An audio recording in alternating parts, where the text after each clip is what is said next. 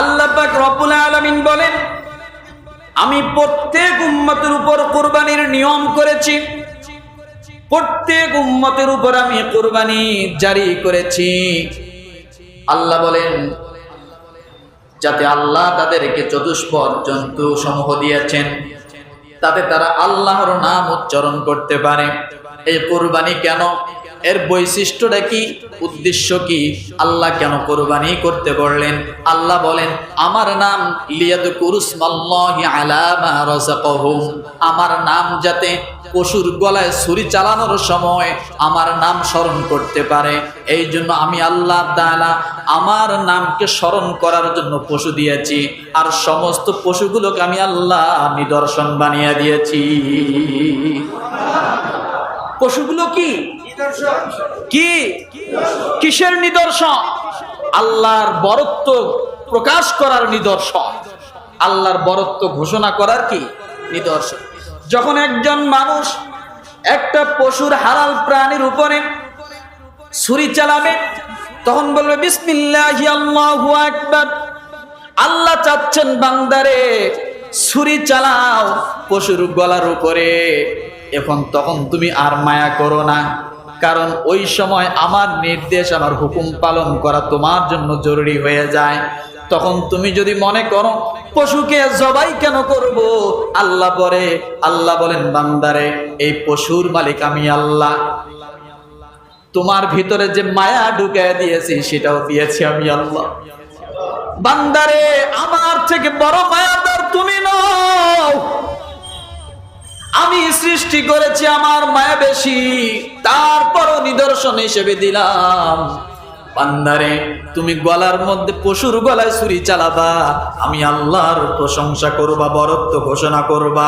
আমি আল্লাহ চাই তোমার ওই সময়ের প্রশংসা ঘোষণা আমি আল্লাহ নিজ কানে শোনার জন্য। লিয়াযকুরু ইসমাল্লাহি আলা মা রাযাকাহুম মিন বাহিমাতিল আনআম। তোমাদের মাবুদ একই, মাবুদ একই, ইবাদত পানেওয়ালার যোগ্য, কথা ঠিক কিনা? সুতরাং তোমরা তারে আনুগত্য করবে। আর সুসংবাদ দাও বিনীতদেরকে, যারা বিনয়ী তাদেরকে তোমরা কি দাও? সুসংবাদ দাও। মানুষের জন্য, মানুষ সৃষ্টির জন্য, বুঝুন, মানুষের জন্য, মানুষ সৃষ্টির জন্য যত ত্যাগ স্বীকার করে, সমস্ত ত্যাগ হলো কোরবানি। সমস্ত ত্যাগ কোরবানি। তাহলে আমরা দুই ধরনের পাইলাম কোরবানি, কথা ঠিক না? একটা হলো আল্লাহর জন্য যা কিছু উৎসর্গ করা হয় সবই কি কোরবানি। আবার মানুষের জন্য যা কিছু ত্যাগ স্বীকার করে, কষ্ট করে, পরিশ্রম করে, সেটাকেও আমাদের ভাষায় আমরা কোরবানি বলি। যে আমি অনেক কোরবানি করলাম তার পিছনে, কথা বলে কিনা, আমি অনেক ত্যাগ স্বীকার করলাম তার জন্য। তো আমার ভাইয়েরা, যে কোনো কিছুকে নিজের কষ্ট উৎসর্গ করা, নিজের সম্পদ উৎসর্গ করা, নিজের জান মাল দিয়ে কারো পিছনে উৎসর্গ করা কেউ কি বলে? কোরবানি বলে। এরপরে আসুন আমরা কোরবানির অর্থটা জানলাম, মূল কোরবানির অর্থটা জানলাম। এখন আরবিতে কোরবানি শব্দ এসেছে। এই কোরবানি শব্দের অর্থ হলো নিকটবর্তী হওয়া। কি হওয়া বলে? নিকটবর্তী হওয়া। এটা আরবি ভাষা। কোরবানি এটা কি আরবি ভাষা। এটার অর্থ কি, শাব্দিক অর্থ কি? নিকটবর্তী হওয়া। দ্বিতীয় নম্বরে কোরবানির আরেকটা শব্দে ব্যবহৃত হয়েছে নাহর। কি? নাহর। এই নাহর শব্দটা দ্বারা আল্লাহ বুঝাইছেন কোরবানি। তাহলে কোরবানি দিয়ে আল্লাহ কোরবানি এখানে বুঝান নাই, কি দিয়ে বুঝাইছেন? নহর। ইন্না আ'তাইনাকাল কাউসার ফাসাল্লি লিরাব্বিকা ওয়ানহার। আছে না নাই? আল্লাহ বলেন নামাজ পড়ো আর তোমরা নহর করো, অর্থাৎ নামাজ পড়ার পরে তোমরা কোরবানি করো। সূরা কাউসার আয়াত নাম্বার 2। আর কুরবান শব্দ এসেছে সূরাতুল মাইদা আয়াত নাম্বার 27। কত? তাহলে কুরবানি সরাসরি শব্দ কোথায় পেয়েছি? সূরা মাইদা আয়াত নাম্বার, আর নাহার কোথায় পেলাম? সূরা কাউসার আয়াত নাম্বার 2। রব্বুল আলামিন কুরবানির আরেকটা শব্দ ব্যবহার করেছেন নুসুক। কি? নুসুক মানে কুরবানি। ইন্না সালাতি ওয়া নুসুকি ওয়া মাহইয়ায়া ওয়া মামাতি লিল্লাহি রাব্বিল আলামিন। সূরা আনআম আয়াত নাম্বার 162। কত? 162। আল্লাহ সেখানে কুরবানির পরিবর্তে কি ব্যবহার করেছেন? নুসুক। ইন্না সালাতি ওয়া নুসুকি, তোমরা নামাজ আদায় করো, আমার নামাজ আর আমার কুরবানিটা কে বলেছেন? ইব্রাহিম আলাইহিস সালাম। কে বলেছেন? আমার নামাজ আমার কুরবানি। ইন্না সালাতি ওয়া নুসুকি। তাহলে আমরা নুসুক শব্দ 3য় নম্বরে পেলাম। 4র্থ নম্বরে হাদিসের ভাষা ইহরাকুদ্দাম। কি? ইহরাকুদ্দাম মানে কুরবানি। অর্থাৎ এই হাদিসের মধ্যে এসেছে মা আমিলা ইবনু আদম মিন আমালিন ইয়াউমিন নাহরি হাব্বু ইলাল্লাহ ইহরাকুদ্দাম। আল্লাহ পাকের কাছে আল্লাহর রাসূল বলেছেন, আল্লাহ পাকের কাছে ঈদের দিন কুরবানি ছাড়া, কুরবানি ব্যতীত আল্লাহর কাছে অন্য কোনো আমল এত প্রিয় নয়। বান্দা যখন কুরবানি করে আল্লাহর কাছে ঈদের দিন সবচেয়ে প্রিয় আমল হয়ে যায়। তিরমিজি হাদিস নাম্বার 1493। ইহরাকুদ্দাম শব্দ ব্যবহার করা হয়েছে কুরবানি শব্দের কাছে। তাহলে ইহরাকুদ্দাম এটার অর্থ কি? কুরবানি। নুসুক শব্দের অর্থ কি? কুরবানি।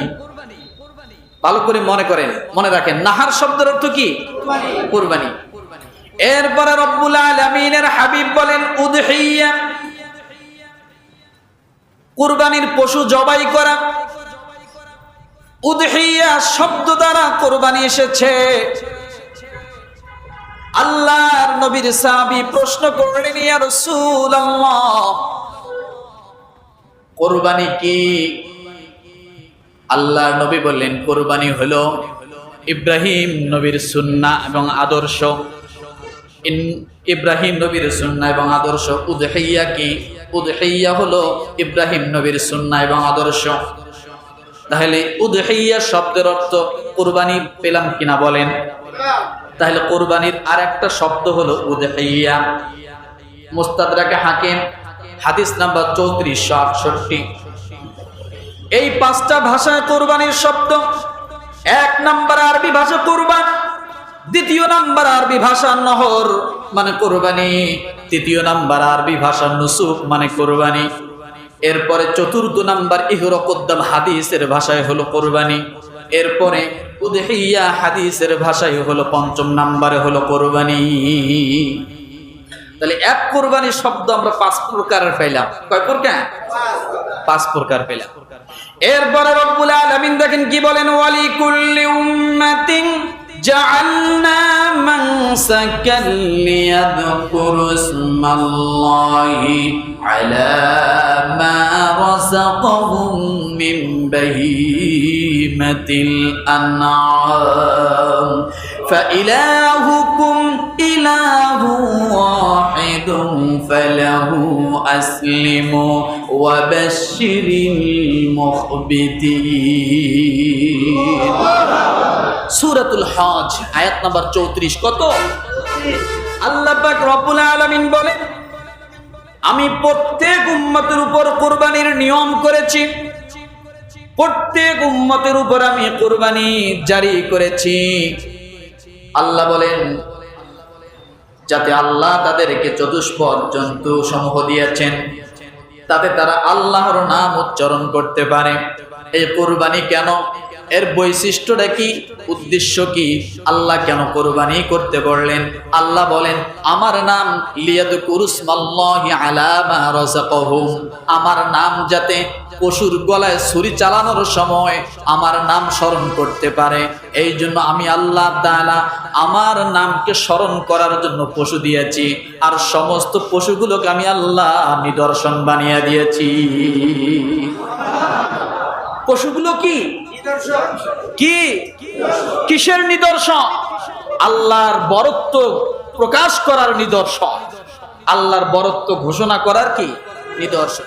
যখন একজন মানুষ একটা পশুর হালাল প্রাণীর উপরে ছুরি চালাবে, তখন বলবে বিসমিল্লাহি আল্লাহু আকবার। আল্লাহ চাচ্ছেন বান্দারে ছুরি চালাও পশুর গলার উপরে। তখন তুমি আর মায়া করো না, কারণ ওই সময় আমার নির্দেশ, আমার হুকুম পালন করা তোমার জন্য জরুরি হয়ে যায়। তখন তুমি যদি মনে করো পশুকে জবাই কেন করব, আল্লাহ বলেন বান্দারে এই পশুর মালিক আমি আল্লাহ। তোমার ভিতরে যে মায়া ঢুকিয়ে দিয়েছি সেটাও দিয়েছি আমি আল্লাহ। বান্দারে আমার থেকে বড় মায়াদার তুমি নও। আমি সৃষ্টি করেছি, আমার মায়া বেশি, তারপরও নিদর্শন হিসেবে দিলাম। বান্দারে তুমি গলার মধ্যে পশুর গলায় ছুরি চালাবা, আমি আল্লাহর প্রশংসা করবা, বরত্ব ঘোষণা করবা। আমি আল্লাহ চাই তোমার ওই সময়ের প্রশংসা ঘোষণা আমি আল্লাহ নিজ কানে শোনার জন্য। লিয়াযকুরু ইসমাল্লাহি আলা মা রাযাকাহুম মিন বাহিমাতিল আনআম। তোমাদের মাবুদ একই মাবুদ, একই ইবাদত পানেওয়ালার যোগ্য, কথা ঠিক কিনা? সুতরাং তোমরা তারে আনুগত্য করবে। আর সুসংবাদ দাও বিনীতদেরকে, যারা বিনয়ী তাদেরকে তোমরা কি দাও? সুসংবাদ দাও, আল্লাহ তাআলা বললেন। তাহলে এখান থেকে সূরা হজের 34 নম্বর আয়াত থেকে আমরা যে জিনিসটা জানলাম সেটা হলো প্রত্যেকটা উম্মতের উপরে কি ছিল? জবান খোলেন, আমি কিন্তু দেখতে পাই